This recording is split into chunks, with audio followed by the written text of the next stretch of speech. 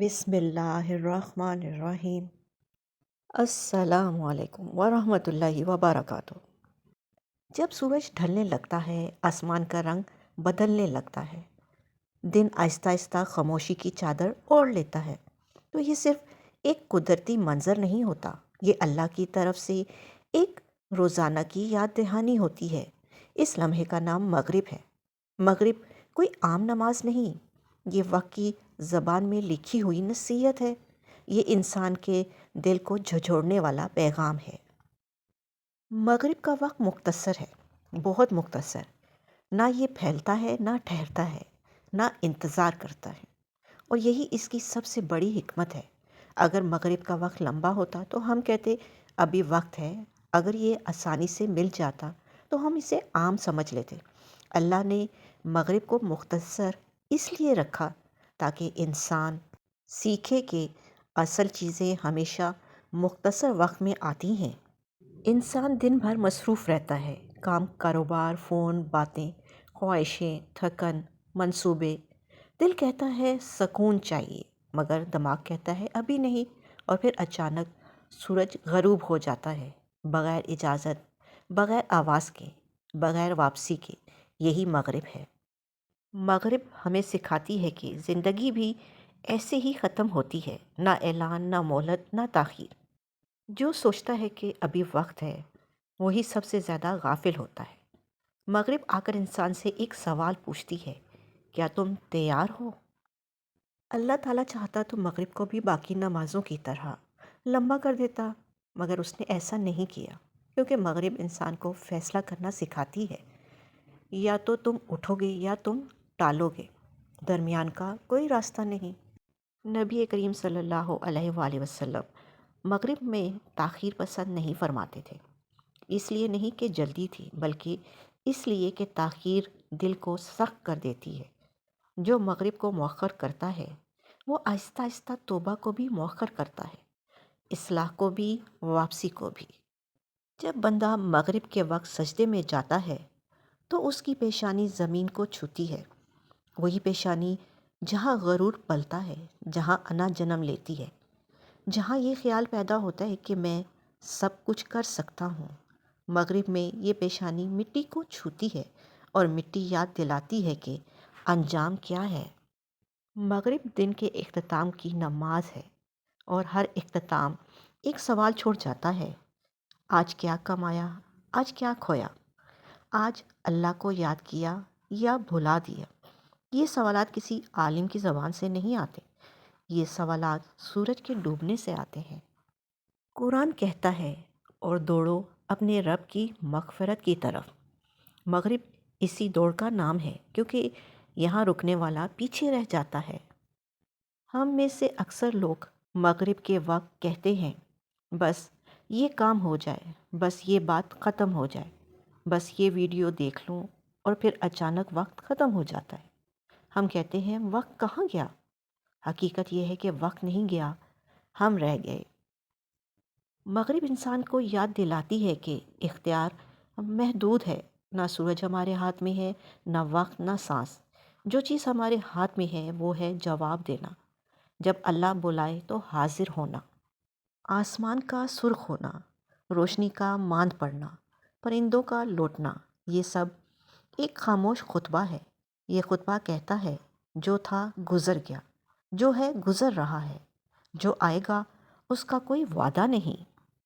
مغرب ہمیں خوف نہیں دیتی، مغرب ہمیں سچ دکھاتی ہے، اور سچ ہمیشہ بھاری ہوتا ہے، اسی لیے مغرب اکثر لوگوں کو بھاری لگتی ہے۔ جو لوگ مغرب کی حفاظت کرتے ہیں، اللہ ان کی زندگی کی حفاظت کرتا ہے۔ جو لوگ مغرب کو معمول بنا لیتے ہیں، ان کے دل میں نور اتر آتا ہے، اور جو لوگ مغرب کو کھو دیتے ہیں، وہ آہستہ آہستہ خود کو بھی کھو دیتے ہیں۔ یہ نماز ہمیں یاد دلاتی ہے کہ ہر دن ایک موقع ہے، اور ہر موقع محدود ہے۔ اللہ روزانہ ہمیں مغرب دے کر کہتا ہے، واپس آ جاؤ، ابھی دروازہ بند نہیں ہوا۔ اور پھر ایک دن ایسا آئے گا جب سورج غروب ہوگا، مگر ہمارے لیے کوئی مغرب نہیں ہوگی، وہ آخری شام ہوگی جس کے بعد کوئی عشاء نہیں۔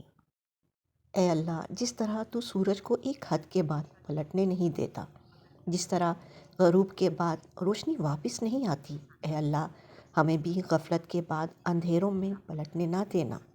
اے رب کائنات، ہم مانتے ہیں کہ ہم بھول جاتے ہیں، ہم مانتے ہیں کہ ہم ٹالتے ہیں، ہم مانتے ہیں کہ ہم وعدہ کر کے توڑ دیتے ہیں، مگر اے اللہ تو وہ ذات ہے جو دروازہ بند ہونے سے پہلے بندے کو آواز دیتا ہے۔ اے اللہ ہمیں اس مغرب سے پہلے جگا دینا جس کے بعد کوئی عشاء نہیں، کوئی توبہ نہیں، کوئی سجدہ نہیں، کوئی آنسو نہیں۔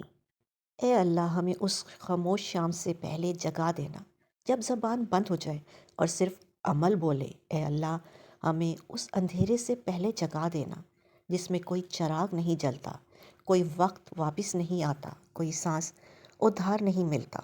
یا اللہ ہم نے اپنی زندگی کو بہت آسان سمجھ لیا، ہم نے کل پر بہت بھروسہ کر لیا، ہم نے وقت کو اپنا سمجھ لیا، حالانکہ نہ کل ہمارا ہے، نہ وقت ہمارا ہے، نہ سانس ہمارا ہے۔ اے اللہ جب تو ہمیں مغرب دیتا ہے تو ہمیں یاد دلا کہ دن واپس نہیں آتا، اور جب تو ہمیں رات دیتا ہے تو ہمیں یاد دلا کہ عمر بھی ایک رات کی طرح ہے۔ یا اللہ ہماری شاموں کو اپنی یاد سے بھر دے، ایسی یاد جو دل کو زندہ کر دے، ایسی یاد جو آنکھوں کو جگا دے، ایسی یاد جو غرور توڑ دے۔ اے اللہ ہماری شامیں گناہوں میں نہ گزریں، ہماری شامیں غفلت میں نہ گزریں، ہماری شامیں تیرے ذکر سے خالی نہ ہوں۔ یا اللہ جب سورج ڈوبے تو ہمارے دل جاگ جائے، جب اندھیرا پھیلے تو ہمارا ایمان روشن ہو۔ اے اللہ ہمارے دلوں کو اپنی اطاعت سے روشن کر دے، ایسی اطاعت جو دکھاوے سے پاک ہو، ایسی اطاعت جو صرف تیرے لیے ہو، ایسی اطاعت جو ہمیں تیرے قریب لے آئے۔ یا اللہ ہم دن میں ہنستے ہیں مگر اندر سے ٹوٹے ہوئے ہیں، ہم لوگوں کے سامنے مضبوط ہوتے ہیں مگر تنہائی میں کمزور ہوتے ہیں۔ اے اللہ تو ہماری کمزوریوں کو جانتا ہے، تو ہمارے بہانوں کو جانتا ہے، تو ہمارے دلوں کی حالت کو جانتا ہے۔